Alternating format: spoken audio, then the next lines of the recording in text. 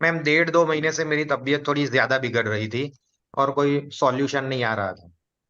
अभी 3 दिन पहले मंडे को मैं मेरे डॉक्टर के पास गया और बोला कि थोड़ी ज्यादा तकलीफ हो रही है और कुछ उसका सॉल्यूशन निकालो। उन्होंने बोला कि कल सुबह मॉर्निंग में बिना टाइम बिगाड़े एमआरआई करवा ले, उसमें जो होगा वो तेरे को पता चल जाएगा। मैं दूसरे दिन एमआरआई करवाया, पॉजिटिव आया। क्या आया वो उन लोगों ने मेरे को नहीं बताया। बोला तुरंत ही तेरे को सिटी स्कैन करवाना पड़ेगा। मैंने तुरंत सिटी स्कैन करवाया, उसमें भी पॉजिटिव आया। क्या हुआ उन लोगों ने मेरे को नहीं बताया।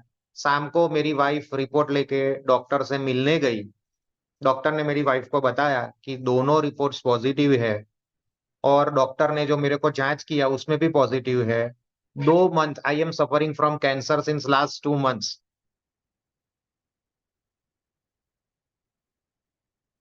फिर हेलो, शाम को मेरी वाइफ घर पे आई और उन्होंने उसने जब मेरे को बताया तो मैं शांति से सुना और मैंने उसको बताया कि तू टेंशन मत ले, मैं रोज मेडिटेशन करता हूँ। सारे मास्टर्स मेरे साथ है, पीएसएसएम ग्रुप मेरे साथ है। मेरे को कुछ नहीं होने वाला। अगर होगा तो भी हम बहुत इजीली इसमें से बाहर आ जाएंगे। लेकिन वो अपने इमोशंस को कंट्रोल नहीं कर पाई। फिर मैंने उसको शांत किया। फिर रात को सो गए और दूसरे दिन सुबह हम नेक्स्ट रिपोर्ट के लिए हॉस्पिटल गए कि अब ये मेरा कौन सा कैंसर कौन से स्टेज पे पहुंचा है, क्योंकि आगे की ट्रीटमेंट के लिए। मैम जहाँ पे मेरे को बेड दिया गया, म- पूरे वार्ड में 8 बेड रखे हुए थे। मेरे बेड के ऊपर वहां पे एक छोटा सा पिरामिड लगा हुआ था। तो मेरे को अंदर से हो गया कि नहीं चलो, कुछ तो है जो मेरे को प्रोटेक्ट कर रहा है। और फिर शाम को करीबन 5 बजे मेरे को ट्रीटमेंट के लिए अ,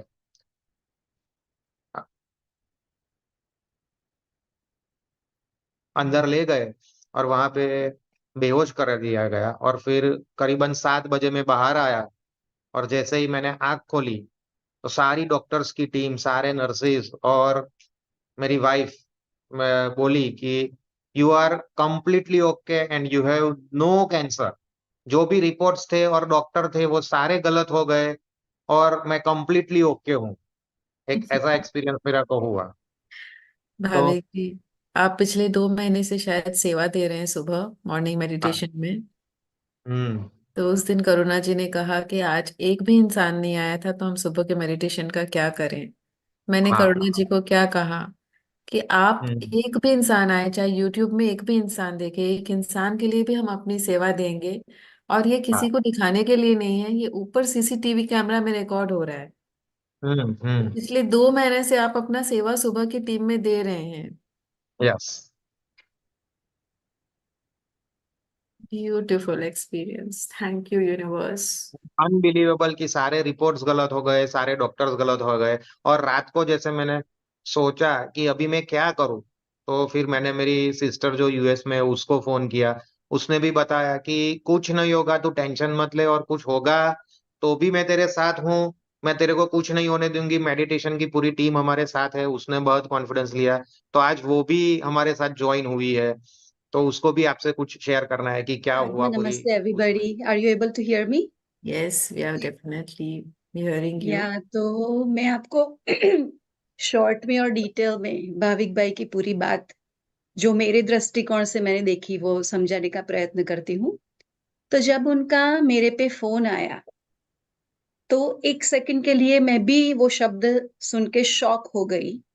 पर he was smiling on the phone. ऐसा नहीं पूछे तो। उनके शब्द में कोई भी फियर नहीं था, कोई एंजाइटी नहीं थी, क्या होगा नहीं था। तो भाविक भाई 4-5 महीनों से मेडिटेशन में है।